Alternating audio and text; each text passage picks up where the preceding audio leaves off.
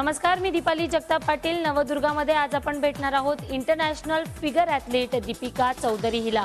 अनेक मुलींना आपली झिरो फिगर बनवण्याची क्रेज असते, पण दीपिकाची फिगर बघून तुम्हाला सगळ्यांनाच आश्चर्य वाटेल. दीपिका, स्वागत आहे तुझं झी24 तासमध्ये. सगळ्यात पहिला प्रश्न की का तुला वाटलं की मला एक फिगर ॲथलीट बनायचं? ह्या प्रश्नाचं उत्तर ॲक्च्युली खूप कुठून सुरुवात करावी मला माहीत नाही, पण ॲक्च्युली माझं लव्ह मॅरेज झालं आहे आणि सुरुवातीला थोडं घरात प्रॉब्लेम्स होते आणि मी खूप स्ट्रेसमध्ये होते त्यावेळेला. तेव्हा माझ्या हजबंडनी मला एनकरेज केलं की त्याच्यामुळे माझी ॲक्च्युली तब्येत खूप खराब झाली होती. मी अगोदरच वीक होते आणि या स्ट्रेसमुळे अजूनच खराब झाली होती तब्येत. तर माझे हजबंड म्हणले की तुला थोडं फिटनेसकडे लक्ष द्यायला हवं, मी जिमला जातो, तू पण माझ्यासोबत जिम स्टार्ट कर. पण मी जेव्हा सुरुवातीला हे करत होते तेव्हा माझे ट्रेनर मला सांगायचे ते गाढवासारखं फक्त करायला मला कधीच आवडलं नाही. मग मी विचार केला की मला हे शिकायला पाहिजे. मग मी K11 फिटनेस अकॅडमीमधनं पर्सनल ट्रेनिंग कोर्स आणि स्पोर्ट्स न्यूट्रिशन कोर्स हे कोर्सेस केले आणि पहिल्यांदा दिल्लीमध्ये 2012मध्ये मी शेरू क्लासिकमध्ये माझी जी टीम आहे बॉम्बशेल फिटनेस, जी US बेस्ड टीम आहे, तिथे मी शॅनन डे यांना भेटले, त्यांची फिजिक बघितली आणि मी फर्स्ट टाईम अशी एका फिमेलची फिजिक बघितली. आणि त्याच दिवशी संध्याकाळी हा इंटरनॅशनल बॉडी बिल्डिंग शो होता आणि मी जे प्रो ॲथलीट्स आहेत त्यांना फर्स्ट टाईम बघितले आणि मी वेगळ्या वेगळ्या डिव्हिजन्स बघितल्या फिमेल्समधल्या. आणि त्यातल्या ज्या फिगर डिव्हिजनमधल्या ज्या मुली होत्या अक्षरशः एवढ्या ॲथलेटिक बॉडीज मी आयुष्यात पहिल्यांदा बघितल्या होत्या. आणि आय वॉज लाईक मला हे आणि हेच करायचं आहे. आणि त्यावेळेला शॅनन डेनी मला हेल्प केली आणि त्यांनी मला गाईड केली आणि तिकडनं सुरुवात झाली आहे. मग जेव्हा तू हे सांगितलंस की मला यामध्ये करिअर करायचं आहे, म्हणजे तुझे हजबंड असतील किंवा कुटुंबीय असतील, तेव्हा पहिली प्रतिक्रिया काय होती सगळ्यांची? माझे हजबंड आहोत आणि त्या फक्त ह्या म्युच्युअल अंडरस्टँडिंगमध्ये आहोत की आम्ही दोघांनी एकसाथ ग्रो व्हावं ॲज ह्युमन बीइंग्स. मग त्यांचा सपोर्ट नेहमीच होता मला आणि त्यांच्या सपोर्टमुळेच मी आता पुढे. इतरांना हे सांगितलंस, तुझे घरातले असतील किंवा? त्यांना सांगितलंच नाही ना, त्यांना सांगितलंच नाही की आम्ही हे सगळं फक्त त्यांना माहीत होतं, मला माहीत होतं, माझा भाऊ यात आहे त्याला माहीत होतं. ही सुरुवात फक्त आमच्या तिघांमध्ये झाली आहे. पण ते हळूहळू जशी बॉडी चेंज होते तर तुम्ही ते लपवू शकत नाही. मग हळूहळू त्यांच्याकडे ते आम्ही त्यांना समजवायला सुरुवात केली, कारण आमच्यामध्ये जनरेशन गॅप खूप मोठा गॅप आहे. आत्तापर्यंत 4 इंटरनॅशनल फिगर ॲथलीटमध्ये स्पर्धा जी असते त्यामध्ये तू सहभाग घेतलास, त्याचे निकाल काय होते? आणि जेव्हा पहिला निकाल तुझ्या समोर आला तेव्हा तुझी काय भावना होती? कसं वाटलं तुला? ॲक्च्युली जेव्हाही मी सुरुवात करत होती तेव्हा मी ज्यांना खूप मानते त्या लोकांनी पण माझ्यावर म्हणजे कॉन्फिडन्स नव्हता दाखवला की मी हे करू शकते म्हणून. तर मी जेव्हा माझ्या पहिल्या कॉम्पिटिशनसाठी गेले तेव्हा फक्त माझी जी कोच आहे किंवा माझे जे खूप क्लोज फ्रेंड्स आहेत आणि माझे हजबंड यांचाच फक्त मला साथ होता. देवाचं नाव घेऊन स्टेजवर चढले, पण हे अजिबात मी स्वप्नात पण विचार नव्हता केला की मी जिंकेन म्हणून. मग जेव्हा तो निर्णय डिक्लेअर झाला आणि म्हणजे मी जेव्हा अनाऊन्स झाले की मी विनर आहे, मला नाही वाटत मी मरेपर्यंत माझी पहिली कॉम्पिटिशन विसरू शकते म्हणून. या फील्डमध्ये महिलांसाठी काय आव्हानं आहेत असं तुला वाटतं? पहिली गोष्ट म्हणजे फायनान्शियल स्पॉन्सरशिप.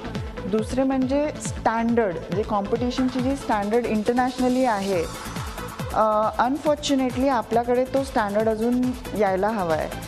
आणि जर ह्या माध्यमातून मला हे सांगता येईल की माझा जो एक्सपिरियन्स आहे किंवा माझ्यासारख्या ज्या मुली बाहेर जातील, प्लीज आमच्या एक्सपिरियन्सचा फायदा घ्या. आम्ही ते स्टँडर्ड सेट करून द्यायला आम्ही मदत करू शकतो. आपण ग्लोबली असं नाही आहे की आपल्या ॲथलीट्समध्ये पोटेन्शियल नाही आहे, मग आपण तसा प्लॅटफॉर्म पण त्यांना द्यायला हवा. जितकं इतर खेळांमध्ये आपण जसं पाहतो की जसा सन्मान मिळतो तसा इथे तुला मिळतो का, किंवा नाही मिळत तर त्याविषयी तुला खंत वाटते का? खंत वाटते, नक्कीच वाटते. पण प्रत्येक वेळेला सुरुवात कोणी ना कोणी करतं आणि ज्या मागच्या मुली येतील त्यांना तो त्रास होणार नाही आणि त्यांच्या मागची जी जनरेशन येईल त्यांना तेवढा त्रास होणार नाही. तर ही एक प्रोग्रेशन आहे. म्हणून मी आत्तापासूनच एवढं एक्सपेक्ट करणं चुकीचं आहे. मी हे करते का तर मला अभिमान वाटतो की हां, बाहेरची लोक जेव्हा बघतात आणि अरे भारतातली मुलगी एवढं करते, जेव्हा ते मी ऐकते मला खरंच बाकी जे मला ही खंत वगैरे हे सगळे शब्द सगळे इव्हॅपोरेट होऊन जातात. काही वाटत नाही, अभिमान वाटतो. इथे ते सगळं व्हायला वेळ लागेल, प्रत्येक जागी वेळ लागला आहे. तू नोकरी पण करतेस, तुझं सायन्स बॅकग्राऊंड आहे, तर त्याविषयी काय सांगशील? मी मॉलिक्युलर बायोलॉजिस्ट आहे आणि मी नॅशनल इन्स्टिट्यूट ऑफ व्हायरॉलॉजीमध्ये जॉब करते. छान वाटतं की मी ह्या क्षेत्राद्वारे पण आपल्या देशासाठी काहीतरी करत आहे.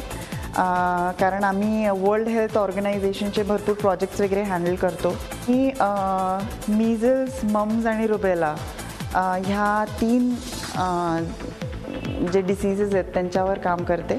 तर कुठले विषाणू किंवा कुठले व्हायरस आपल्या देशात लहान मुलांमध्ये पसरतात आणि त्याचा डेटा जनरेट करणे आणि ते वर्ल्ड हेल्थ ऑर्गनायझेशनला सांगणे आणि ह्याच्या संबंधित जे प्रोजेक्ट्स आहेत ते आमच्या लॅबमध्ये कंडक्ट होतात.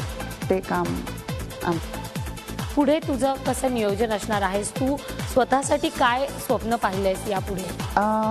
मला सगळ्यात जास्त हे आहे की आपल्या देशातल्या ज्या मुली ह्यात पुढे यायचा विचार करत आहेत तर प्रॉपर नॉलेज आपल्या महिलांकडे पोहोचवणे, त्यांना फिटनेससाठी एनकरेज करणे आणि ह्या स्पोर्ट्समध्ये जे येत आहेत त्यांना एक थोडंफार जेवढं मी गाईड करू शकते ते करणं आणि स्वतःचे अचीवमेंट्स थ्रू आपल्या देशाचं नाव जिथपर्यंत मी घेऊन जाऊ शकते ते करणे, हे माझ्या क्षेत्रातलं हे आहे. प्लस माझी फॅमिली व्यवस्थित मी चालू शकेल आणि माझं जॉब व्यवस्थित करू शकेल.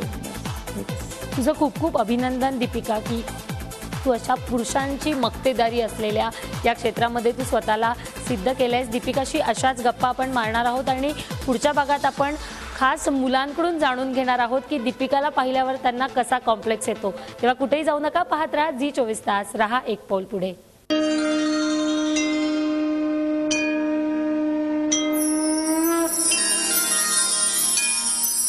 आपल्यासोबत international figure athlete Deepika Chaudhary आहे आणि तिच्याशीच आपण बोलत होतो की कशा पद्धतीने फिगर ॲथलीटमध्ये तिने आपलं करिअर घडवलं आणि दिवसभरातला तिचा जो अधिकाधिक वेळ असतो तो जिममध्येच जातो आणि म्हणूनच जिममधल्या तिच्या मित्रमैत्रिणींशी आपण गप्पा मारणार आहोत.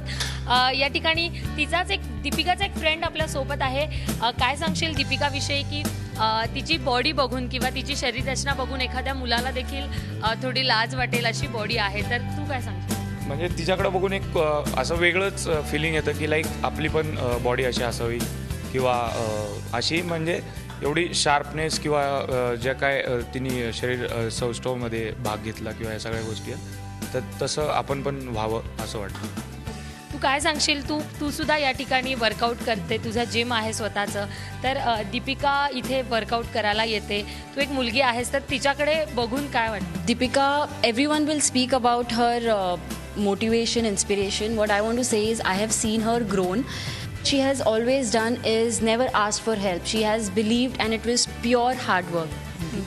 पूरा हार्ड वर्क किया है उसने, कभी किसी से हेल्प नहीं मांगी, कभी ये नहीं बोला कि मुझे कोई सपोर्ट नहीं कर रहा है. मैंने इससे ज़्यादा पॉजिटिव लेडी अपनी लाइफ में नहीं देखी है.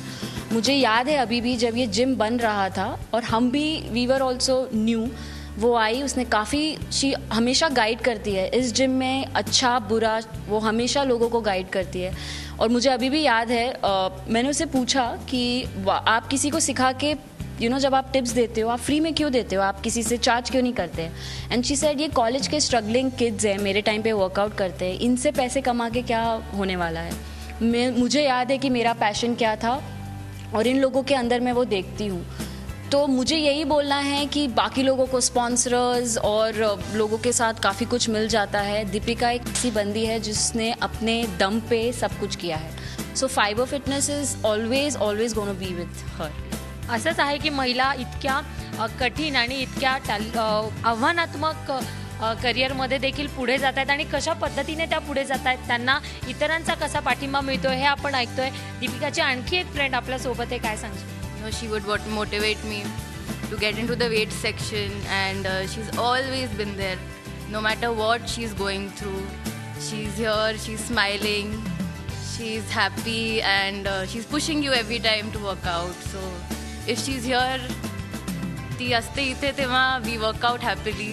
नसते तेव्हा no, you're not in the mood. Priyanka माझी बेस्ट फ्रेंड आहे आणि मला जास्त फ्रेंड्स नाही आहेत, खूप कमी फ्रेंड्स आहेत आणि हिच्यावर मी ॲक्च्युली डिपेंड करते.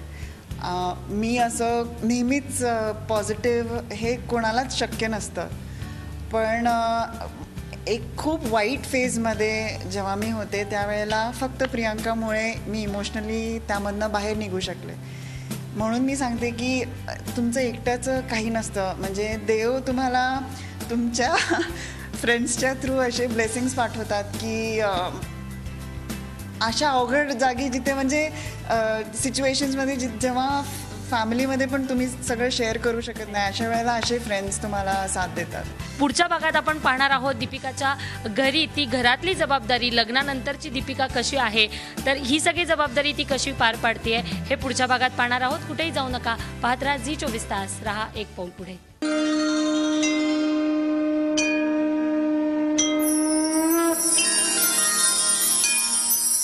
आता आपण आलोय international figure athlete Deepika Chaudhary हिच्या घरी. फिगर ॲथलीट मधलं करिअर आणि त्यानंतर नोकरी हे सगळं करत असताना दीपिका घरातली जबाबदारी कशी सांभाळते हे देखील आपण जाणून घेणार आहोत. आपल्यासोबत दीपिका आणि तिचे पती तनुजीत आहेत. दीपिका, घरातली काय जबाबदारी तुझ्याकडे आहे आणि हे सगळं कसं तू बॅलन्स करते?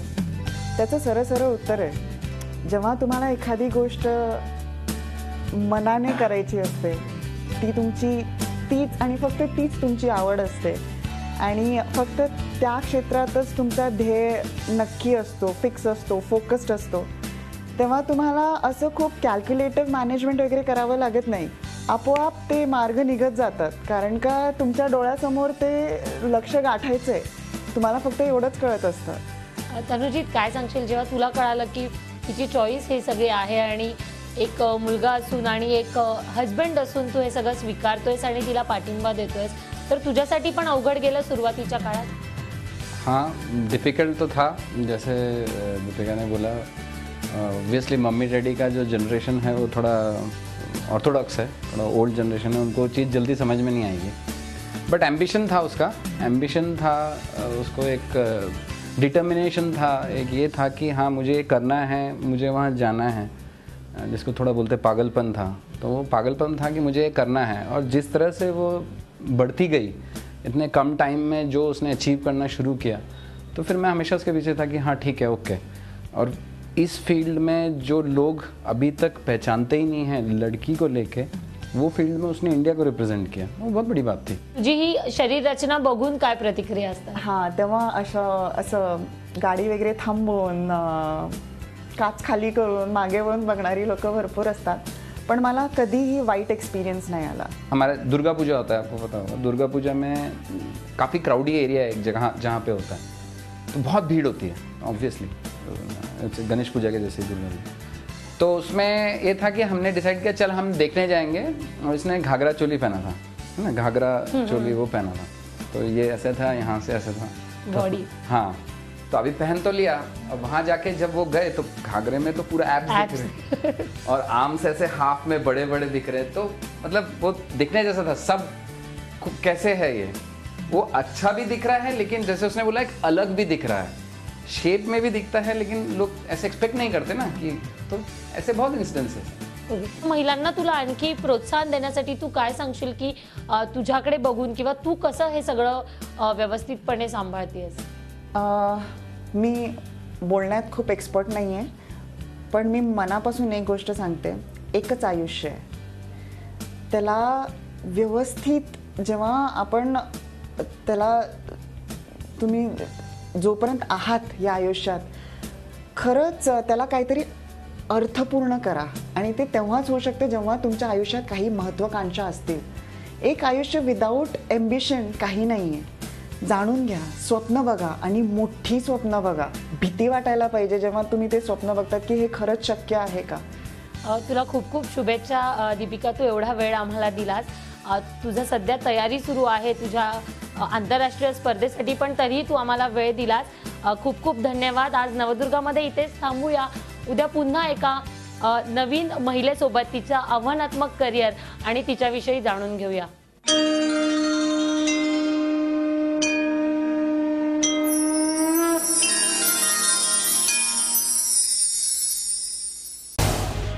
झी 24 तास रहा एक पाऊल पुढे.